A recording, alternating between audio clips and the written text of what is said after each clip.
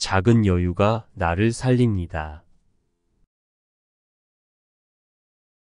매일 아침마다 반복되는 지옥은 바로 나 자신이 만든 지옥입니다. 내일은 반드시 일찍 일어나겠다고 다짐하며 잠자리에 들지만 아침이면 잠에 취해 까마득히 잊고 맙니다. 정신과 육체는 한바탕 밀고 당기는 전쟁을 치르지만 항상 패하게 됩니다. 결국 이부자리에서 겨우 빠져나와 세수를 하고 어두운 마음으로 황급히 길을 나섭니다. 일터에서는 뜨거운 커피를 목구멍 속에 퍼부으며 나보다 여유로워 보이는 사람들을 곁눈질하며 하루를 시작합니다. 지옥은 누가 만든 것일까요? 바로 나 자신입니다. 또 천국은 누가 만든 것일까요? 물론 나 자신입니다. 내가 잃어버렸던 아침을 되찾을 때 지옥은 천국으로 바뀔 수 있습니다. 우리는 인생에서 세 번쯤 맞닥뜨린다는 선택의 갈림길에 대해 자주 생각합니다. 어떤 미래를 꿈꾸고 결혼은 누구와 할지, 어떤 직장을 갈지, 어디에 투자를 해야 할지. 그러나 인생을 바꿀 수도 있는 선택의 갈림길에서 올바른 선택을 하는 사람은 생각보다 많지 않습니다. 아침 식사는 키로 가고 점심 식사는 피로 가고 저녁 식사는 살로 간다는 말이 있습니다. 아침 식사는 그만큼 중요한 위치를 차지하고 있습니다. 수행을 하는 승려들은 아침 공양에 정성을 들입니다. 인도의 승려들은 오후가 지나면 일체의 음식을 섭취하지 않습니다. 아침 공양만으로 하루에 필요한 에너지를 모두 섭취했다고 믿기 때문입니다. 건강을 잇는 것은 모든 것을 잇는 것이라 했습니다. 하루에 필요한 영양을 균형 있게 섭취하는 규칙적인 식습관을 들여 건강을 유지하는 것이 행복으로 가기 위한 첫걸음임을 명심해야 합니다. 출퇴근 시간을 활용하면 간단한 일 한 가지에 집중적으로 몰두할 수 있습니다. 이처럼 귀중한 시간을 낭비한다는 것은 매우 아까운 일입니다. 차에서 외국어 회화를 들을 수도 있습니다. 가벼운 책 한 권 아니면 창작을 메모할 수 있는 작은 수첩을 준비해도 좋습니다. 자신의 소중한 시간을 헛되이 흘려버리지 말아야 할 것입니다. 한 가지의 화두에 정신을 집중하세요. 주제와 소재는 상관없습니다. 연인과의 문제, 친구와의 문제, 직장 문제부터 사소한 문제들까지 어떤 문제든 한 가지만 고르세요. 화두를 잡았다면 일터에 도착할 때까지 정신을 집중하는 것입니다. 화두를 잡고 늘어지는 것은 생각처럼 쉽지는 않습니다. 잡다한 생각들이 시시각각 끼어들어 어느새 전혀 엉뚱한 생각을 하게 됩니다. 생각한다고 의지가 생기지는 않지만 계속 집중하려 노력해야 합니다. 말썽 많은 세상에서 상황을 잘 못 측정해 낭패를 본 경험이 있을 것입니다. 믿을 수 있는 사람인 것 같아 속내를 드러냈다. 뒤통수를 맞기도 합니다. 친하게 대했다면 도움받을 수 있는 사람에게 거리를 두어 이득을 얻지 못한 경우도 있습니다. 또한 나의 섣부른 도움이 도리어 상대에게 큰 피해를 주는 경우도 있습니다. 마찬가지로 어려울 때마다 도움을 주었던 사람 때문에 결국 인생을 망치게 되는 사람도 있습니다. 당신의 환경에 맞게 하루를 계획하고 설사 실패한다 해도 자책하지 마세요. 긍정적인 마음가짐으로 오늘 못한 일까지 내일은 반드시 이루겠다는 의지를 다져야 합니다. 그것이 바로 하루를 대하는 올바른 마음가짐일 것입니다. 인간은 오감 밖의 영역인 육감을 지닌 존재입니다. 과학적으로 명확히 실체를 밝힐 수는 없지만 우리는 누구나 기이한 느낌의 실체를 인정합니다. 이런 날은 나의 육감이 나 자신에게 위험 신호를 보내는 날입니다. 논리적이고 합리적인 사람은 육감을 따르지 않을지도 모릅니다.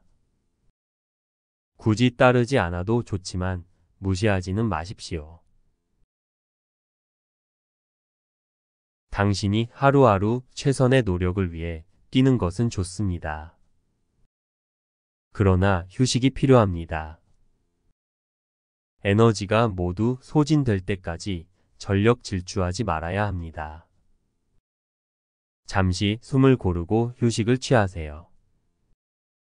외적 하루와 내적 하루를 모두 충실하게 보내기 위해서는 밤에 자는 것 말고도 업무 사이에 제대로 된 휴식이 필요합니다.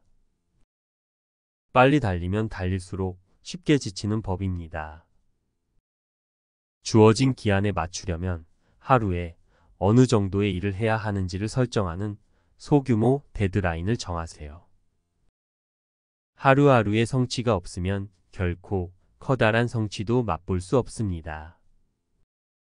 아무리 사소한 일이라도 매일 조그만 데드라인을 정하고 성취도를 느끼며 성공을 이뤄 나가는 것만큼 인간의 정신을 고양시키는 것도 없습니다. 자기 만족감뿐만 아니라 자신감도 생기기 때문에 어떤 어려운 일이 맡겨져도 두려워하는 일이 없게 됩니다. 그러므로 나에게 어떤 일이 맡겨졌다면 데드라인을 정하고 끊임없이 정진해야만 합니다.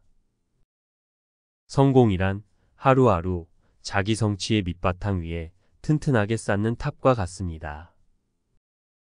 데드라인에 맞추는 습관이 몸에 배게 되면 비로소 인생 전체의 설계도를 작성할 수 있을 것입니다. 직장 생활에 몸이 메인 이들이 자신의 꿈에 대해 고민하는 경우가 특히 많습니다. 그 감정을 분석해 보면 밥벌이로서의 일 외에 무언가 또 다른 일을 하지 않으면 안 된다고 여기는 불안감이 깔려 있습니다. 특히 젊은 날에 바라던 꿈을 접지 못하고 어떻게든 다시 이뤄내고 싶은 열망이 마음속에 잠재되어 있습니다. 자신의 마음 깊숙이 숨겨놓은 욕구를 직시하세요. 밥벌이와 양육에 모든 에너지를 소모하지 마세요. 절대 밥벌이와 양육을 포기하라는 소리가 아닙니다. 내적 공간을 만들어 꿈을 꾸라는 것입니다. 꿈을 꾸는 자만이 진정한 미소를 지을 수 있습니다. 꿈은 포기하는 것이 아니라 키워나가는 것입니다. 완벽한 인간이란 없습니다. 누구에게나 약점은 있습니다. 약점을 극복해 없앤 사람도 물론 있을 수 있을 것이나 그런 사람은 정말 극소수입니다. 약점은 약점대로 솔직하게 인정하세요. 그러지 못하기에 문제가 발생하는 것입니다. 약점을 받아들이고 다른 사람이 당신의 약점을 트집 잡을 수 없게 높은 곳에 오르려고 노력하세요. 새로운 일에 대한 욕구가 발생한다는 것은 실패의 가능성 또한 발생한다는 뜻입니다. 하루 일과 속에서 꿈을 찾아 노력하는 매 순간이 실패와 좌절의 씨앗을 품고 있기에 우리는 수시로 두려울 수밖에 없습니다. 그러나 두려움의 씨앗을 뿌린 사람은 그 누구도 아닌 바로 자신입니다. 따라서 자신이 뿌리고 키운 두려움은 자신만이 없앨 수 있습니다.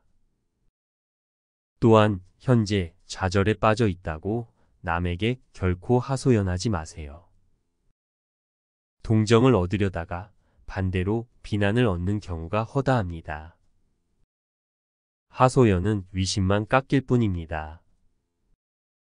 배짱을 부리는 것이 연민 속에 한탄을 하는 것보다는 훨씬 낫습니다. 어떤 사람들은 자기들이 겪은 부당함을 하소연하여 새로운 부당함의 계기를 만들기도 합니다. 타인의 도움과 위안을 얻으려다가 도리어 그들의 경멸을 사기도 합니다.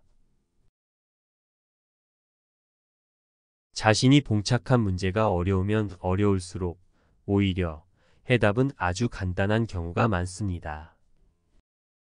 뒤엉킨 실타래 앞에서 맥을 놓지 말고 매듭의 원인을 찾아야 합니다. 일이 꼬이게 된 복잡 다단한 원인들을 아래서부터 하나하나 풀어나가면 어느새 문제의 해답은 선명하게 드러나게 됩니다. 현상과 결과에만 집착하지 말고 원인을 차근차근 들여다보세요. 그러면 걱정했던 만큼 문제가 심각하지 않다는 것을, 혹은 가볍게 여겼던 문제가 생각보다 심각하다는 것을 깨달을 수 있을 것입니다. 책을 읽으며 지식을 쌓거나 지혜를 얻어야 한다는 강박관념을 버리고 그저 여유를 찾기 위해 책을 집어 들으세요. 우리에게는 무엇보다 책을 읽는 것이 여유 있게 쉬는 것이란 생각을 갖는 것이 필요합니다. 자연에 순응하며 자신을 수양하기 위해 노력하고 인생의 한없는 풍요로움을 자각하세요.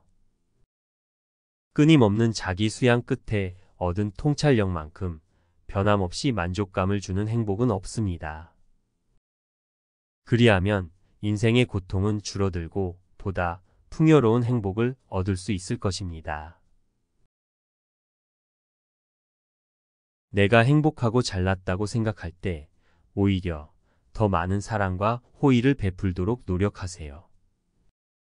나의 호의를 통해 다른 사람의 마음을 얻을 수 있도록 노력하세요.